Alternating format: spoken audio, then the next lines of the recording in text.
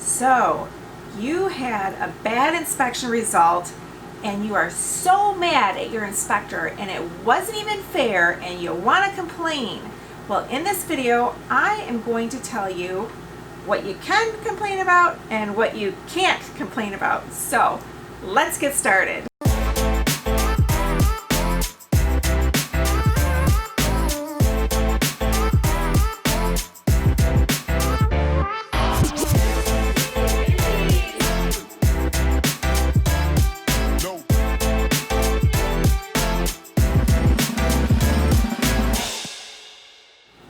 Decision number one is, do you even want to complain? Let's think about it. Having a good relationship with your inspector is really, really critical to your success. So if you met the inspector and you were a jerk, well, you kind of brought this on. But if you met the inspector, you've got a great relationship, and they still gave you something that was totally bad and is affecting your bottom line, then you actually can make a complaint. But let's talk about what kind of complaints there are. First, it could be weather related. We have this happen quite often where the inspector will write up something that's absolutely impossible to do in the snow, in the winter in Michigan, and they don't put on the inspection results that it's weather related, you have until spring. They don't even put that sometimes. Sometimes they do.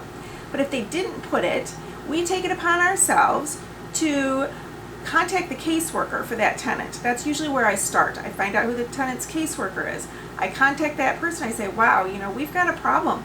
Because if it's an initial inspection, I've been told they will not give weather-related extensions. But I've also been told that HUD leaves it up to the discretion of each Section 8 office if they will give weather-related extensions.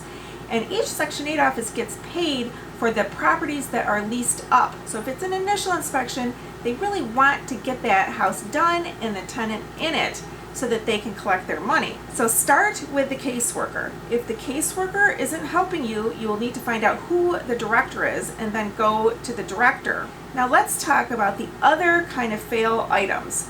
There are the safety issues. Seriously, you cannot get mad at them if they call you out on a safety issue.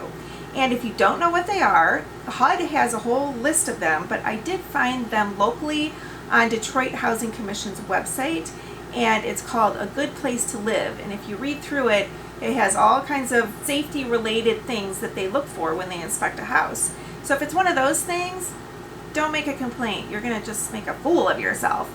But now the other one is cosmetic. Let's say they called you out on something that is totally cosmetic. It happens. It happens a lot. First, we weigh it. How much would it cost to repair this thing and just get it over with? And that's typically what we do. But if you want to complain about something cosmetic, it's actually the same process.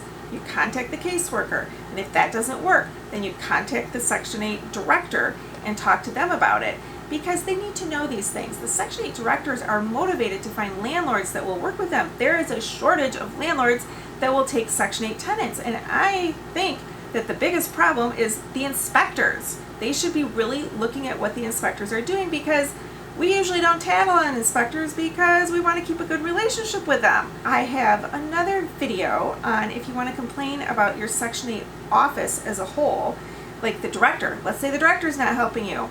There's a ranking order of who their boss is, and it's a little complicated, so I made it a separate video.